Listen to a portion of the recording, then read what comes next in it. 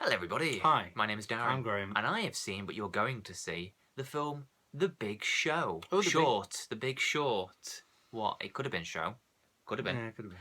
How do you know you've not seen it? I don't know. What do I you don't think it's know. about? I've read things where people have been saying like, oh, it's about the film industry and stuff like that. No. Is that wrong? Yeah. Someone's just lying then. I think it was on that film club group on Oh, Facebook. don't worry about them. It's about the economy. The when economy? So the old politicians or something in the No, economists? they're all bankers and okay. renegade sort of money people. So yeah, it's about like when remember the other year when it all went titties up and the whole economy crashed. Credit crunch. The whole world got turned upside Yeah, down and yeah. our lives got fucking screwed over. Well, still. Do you remember that? Yeah, it was about that. Yeah. It's Nobody's about owned up to it yet. well, what do you mean nobody's owned up to it? I feel like we need somebody to hang or Yes, we do. put in the stocks. You know what I mean? It's No, hang them. I'm not against. I'm very against capital punishment, but when it affects me directly, yeah. I think no, string them up. I start to feel a bit more personal about it. What? Murderers killed 7 children in America. Well, that's terrible, but we can't put them on death row because revenge. hang on, somebody's cost me money. String them up the posts. So it's about some people that knew before it all happened. Is this a true story? Yeah, they knew before the credit crunch happened that it was going to happen, and so they bet against the banks so they would make money off it all when it goes titties up. So it's about them discovering it, how they discovered it, and also the banks just why they let it happen. I won't say any more than that because you've not seen it. This is my mind's running. I don't want to spoil it for anyone, so we'll just now. talk about it from now on. So it's very good. Is it very, very good? I've never come out of a comedy angrier than I did that one. Oh, except Sex and the City 2, but for different reasons. Because that was dire, obviously. Although actually, it did involve similar vacuous properties that annoyed me. Or personality traits. Yeah. Just sheer greed and yeah. So yes, it was very good.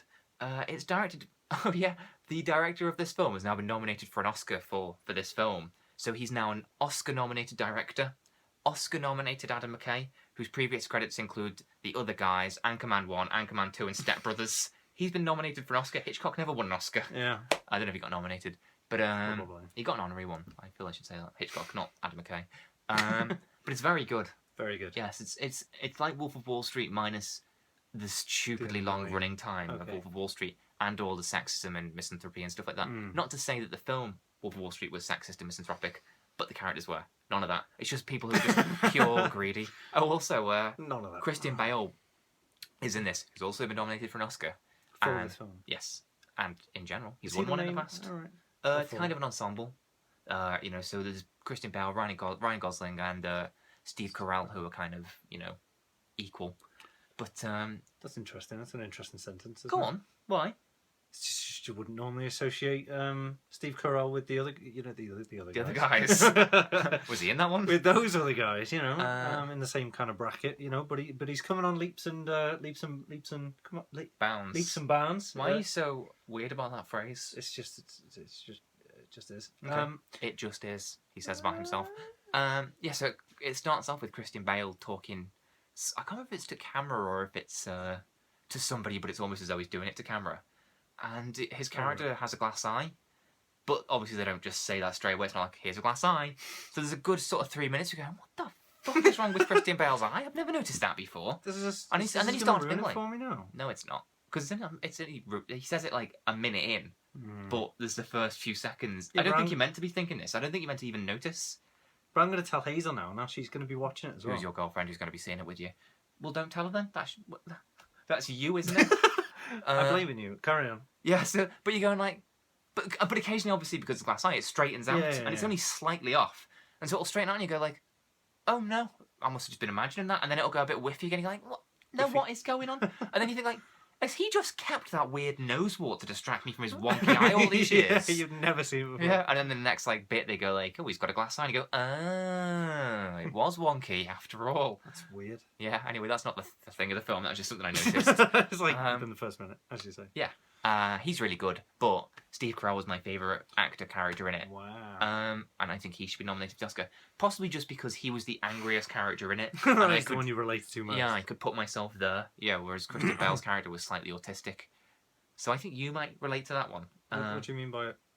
Do you mean actually like actually autistic? He's Well, they don't say in the film he's autistic, but I think I might have read somewhere else that the character he's playing is. Oh, okay, fine. And hence, when you're thinking about that, he is a bit sort of Aspergery. Why are you looking at me like that? Nothing. It's just you've had a go at me in the past because I've said that certain characters have certain disabilities and stuff, and you've just been like, well, "No, you can't diagnose her." Yeah, you can't. You can't diagnose a person. Is what I'm saying. I was saying. Yeah, I'm just saying, and then you start throwing phrases around like autistic, Yeah. autistic or whatever. Autisty. Yes. That's how they like to call it. Yeah, but I can say that he seemed like he was autistic. I can't say, like you probably did, he is definitely autistic. But I think that he was because he's obviously based on a real character. Okay. And I think, anyway. So yeah, so it's a really good film. It breaks the fourth wall all the time. It's really funny, but it's one of those really funny things where the jokes are just in how fucking horrendous everything is. Right. So someone will say something and you're kind of going like, oh, that's funny, but you're also going, what? Yeah. Is it true? Yeah, and it really kind of simplifies the whole thing. Like, basically, like, the whole message of the film seems to be, you know how complicated the credit crunch is? It's not. They just make it seem that way so you stay out of it. Right, okay. Yeah, like, you don't even approach it, like... Yeah, you don't, yeah. So, like, there's a bit, I'm going to spoil one joke for you now, where the film just goes, okay, that sounds really complicated, so let's have Margot Robbie in a bath explain it to you. And it goes to Margot Robbie in a bath, and she goes, okay, whenever they say subprime mortgages, what they mean is shit mortgages. Oh, right. So whenever you hear the phrase subprime mortgages, from now on, just hear shit. And it just cracks back on. And you think, oh, okay, I can get that. Yeah. So yes, so it does a good job of kind of explaining everything for you. It's really funny. The problem is, for me, and it was very, very good. It was really good. I messaged you afterwards to say how good I thought it was. You did.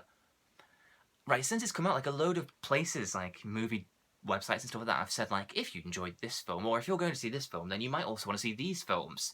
You know, just to kind of bone up on the subject beforehand. And one of them was a film called Margin Call, which is by J.C. Chanda, who did A Most Violent Year. So I, by coincidence, saw Margin Call in a shop, bought it, watched it like the other day before I saw this one, Big Short.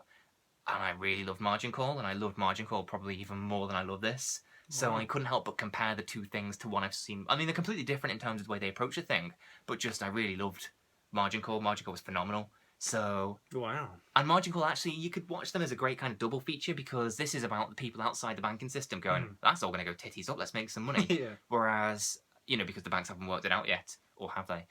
Whereas Margin Call is from the bank's point of view where they all go, oh shit. Right. So it's kind of fun with them all, like, you know, way that all comes together, and then Jeremy Irons turns up and he's like, just sell all that shit quick.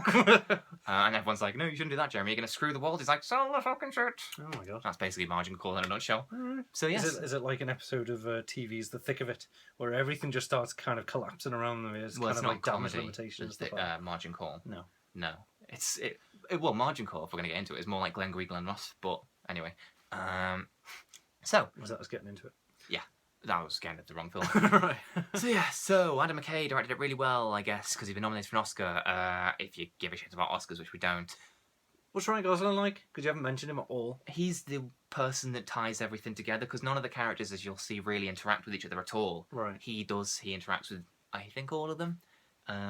Right. He's good. He's got silly hair, which is a bit distracting and unnecessary, but he's good. You know, Is that not like for the character? Like that's not a character kind of. Well, it is, but it's like unnecessary. Right. Because you just get distracted by the hair. It doesn't help his character in any way. It doesn't kind of like demonstrate who he is, sort of thing. No, you don't need it. Hair. You don't need it. Okay.